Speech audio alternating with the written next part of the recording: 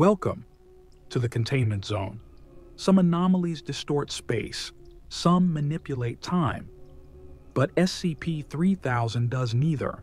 It sits, coiled in the black, a serpent stretching hundreds of kilometers, its true length unknown, its mass unmeasured, its origin, a silence older than breath.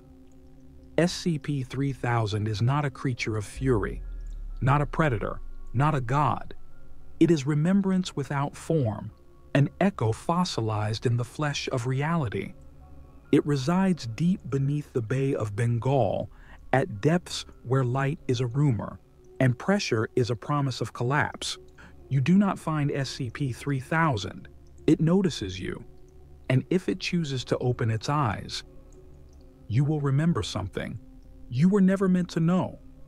The Foundation did not attempt to contain it because they believed they could win. They did it because the cost of ignoring it was worse. SCP-3000 is classified thaumial because what it excretes, a viscous amnestic secretion, is the core of what we call mnestics and memory control, but harvesting it is a process that breaks men. This is not a monster. It is a cognitive abyss, wrapped in scales and hungerless breath, and it is waiting. At the bottom, for you to remember what you never lived. The first encounter with SCP-3000 was not an expedition, it was a loss. The Foundation submarine SCP Thresher vanished during a routine patrol near the Andaman Trench. No mayday, no system failure. Only silence followed by a low-frequency pulse strong enough to disrupt coastal seismographs across 3 nations. 3 days later, a second submersible was deployed to locate the wreckage. They found nothing, no debris, no beacon, only a disturbance, a distortion in sonar maps, like the ocean had developed an ulcer. Beneath it, something massive, unmoving, breathing. When a remotely operated vehicle descended to investigate, the video feed blacked out, but the audio remained, and through the static, a sound emerged, low, layered, like the humming of an endless name being spoken in reverse. The Foundation marked the site as anomalous. A deep-sea monitoring outpost was established. Exploratory missions were launched under Blackout Protocol. The first direct visual came weeks later. A drone captured footage of something unfolding in the dark. Not swimming, drifting. A mass of matte black scale and muscle, coiled like tectonic tendons, wrapped in itself. As if restraining movement. By choice, its eyes did not reflect light. They consumed it. And in that moment, every crew member on the surface ship above reported the same hallucination. A voice, familiar, calm, speaking directly into memory. You are late, but I forgive you. When the drone ascended, its data was intact, but its operator, Lieutenant Malik, was not. He remembered nothing, not the dive, not the images, not his name. He simply stared ahead and whispered one word over and over: ashes. Medical scans revealed nothing wrong with his brain, but his self had unraveled. The Foundation later learned this was not a defense mechanism. It was a side effect, because SCP-3000 does not think in language. It presses itself into you, and your mind responds by breaking. After the first confirmed visual contact, SCP-3000 was reclassified thaumiel, not because it could be trusted, but because it became necessary. The oily substance secreted by the creature's dermis, collected at the cost of cognition, was found to possess unprecedented mnestic-altering properties. It did not simply erase memory, it could reform it, reconstruct belief, bury trauma so deep the soul itself forgot how to grieve. The Foundation had found the perfect amnestic, and it came from the flesh of a god. but harvesting it came at a cost that no file could prepare for. The procedure is known internally as Ritual Athaumiel 3000 Brahmastra. Once every lunar cycle, a trained diver descends into the black. Not alone, never alone. They are connected to surface via neural feedback tether, vocal relay, and cognition lock. They wear pressure armor lined with thought-dampening sigils, each one etched by hand, each one a prayer against forgetting who they are. The serpent does not resist. It waits, lets them approach, lets them cut. And as they extract its secretion, gelatinous, luminous, and impossibly warm, SCP-3000 opens one eye. It does not move. It does not speak. But the diver remembers things that never happened. They remember drowning as a child, though they never swam. They remember burying someone, though no one died. They remember words they cannot repeat. Every diver returns damaged. Some become silent, others aggressive. Some forget their own names, but recall its, not in language, but in feeling. Every time someone returns from SCP-3000, the Foundation erases the mission from their mind, not to protect them, but because if they remembered, they would go back. The harvest is successful, amnestics flow, minds are cleansed, but no one asks the question anymore, what is this thing really? Because deep beneath the water, where thought is thin, and pressure is truth, a mind without mouth, dreams of being known again, and it dreams in you. There are things we were never meant to understand, and yet, when the Foundation looked into the abyss of SCP-3000, the abyss remembered us.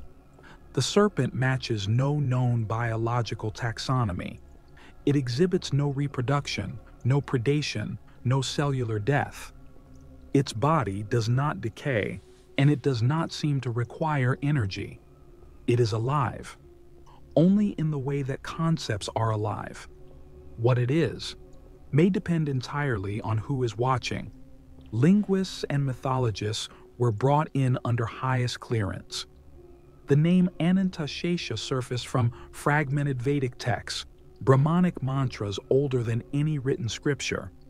A deity, or anti-deity, described as the endless serpent of cosmic remainder, a being who marks the boundary between the end of one universe and the breath of the next.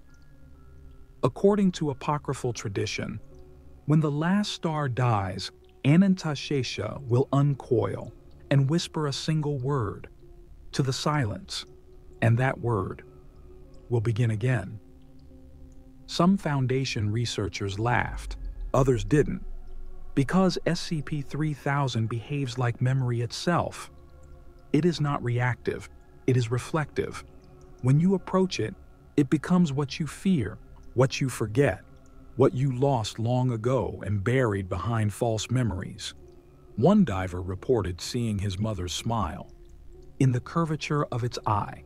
Another claimed to feel her own birth and wept uncontrollably for hours. Every interaction with SCP-3000 imposes a mythic echo. It imprints you with archetype, as if the serpent has been watching humanity long enough to mimic our deepest symbols. Some believe it is not the end, but the beginning we abandoned. And in choosing to contain it, to harvest it, we've made a contract with something that once had worshippers and now has only listeners. Because SCP-3000 does not ask for prayers, only that you remember what it felt like to believe. The longer the Foundation engaged with SCP-3000, the more it became clear containment was not one-sided. Something was bleeding outward, not physically, not spatially, but through the minds of those who approached, and even those who merely studied the data. They called it the mindprint effect. The term was coined after a linguistics researcher, Dr. Eliane Roth, began dreaming in a language she never learned. She described it as a grammar of pressure, sentences made of weight and absence. She lost all memory of her children's faces, but could recall with vivid detail the curvature of the serpent's spine as it turned in the deep. She was the third staff member that month to request voluntary amnestic therapy. She never returned from it.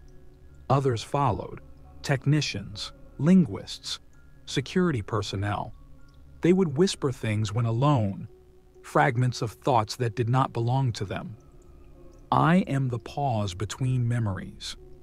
You were not meant to be this alone. It remembers the shape of my fear.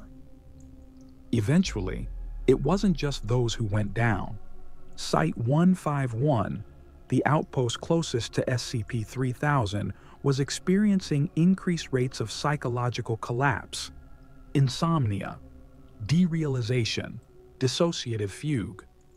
One man spent 3 hours carving a spiral into a concrete wall with his fingernail, repeating the phrase, "It spoke without sound, and I listened without self."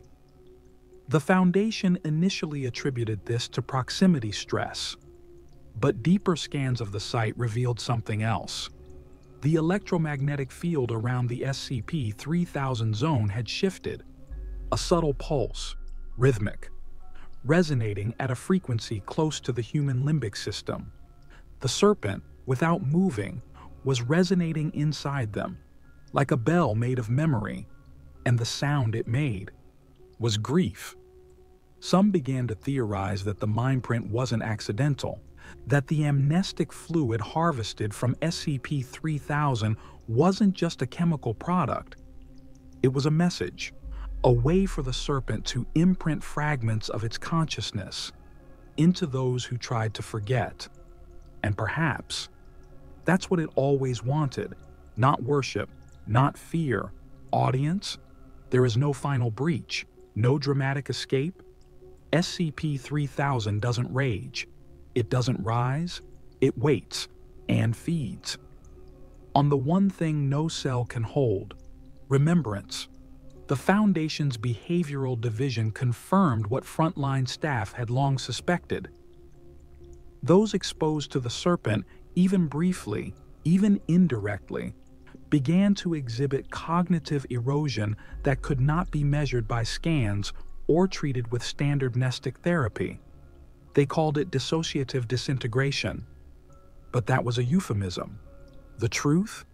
You are eaten from within, not with teeth, but with stillness. You forget your name first, then the faces of people you love, then the idea of loving them at all. And when there is nothing left to lose, you remember the serpent. Because SCP-3000 is not just an organism, it is a function, a ritual embedded in the structure of collective memory, a mechanism designed to unravel the stories we tell ourselves about who we are. The serpent does not come for the body, it comes for the narrative. The diver who once whispered the word ashes was later found in his quarters, surrounded by notebooks, each filled with the same phrase, "I never had a mother, but I remember her smile." In his final entry, he wrote, "It doesn't erase, it replaces." It is now believed that SCP-3000 secretion is not a natural byproduct. It is the result of digestion. Every drop, every gram of fluid harvested is the residue of someone's self, dissolved in the serpent's gaze. The Foundation uses it daily to erase trauma, to rewrite loyalty, to protect the world from truths it cannot hold. But every dose is an echo of something, someone, consumed. And in doing so, we have bound ourselves to the thing we once sought only to study. We are its stewards, its feeders, its priests, and it remembers us. Better than we remember ourselves. SCP-3000 remains, exactly where it has always been, wrapped in the folds of ocean pressure, curled in a trench that predates tectonics, breathing, without lungs, watching, without eyes, It is not a threat in the traditional sense. It does not breach. It does not hunt, because it does not need to. We come to it. We descend into the dark. With scalpels and cameras and tremors in our hands, we call it containment. But it is not. It is pilgrimage. The Foundation has built its most powerful tool on the back of this thing, a beast god without worshippers, with no altar but memory itself. We harvest its secretion, bottle its thoughts, and feed them to the minds we wish to forget.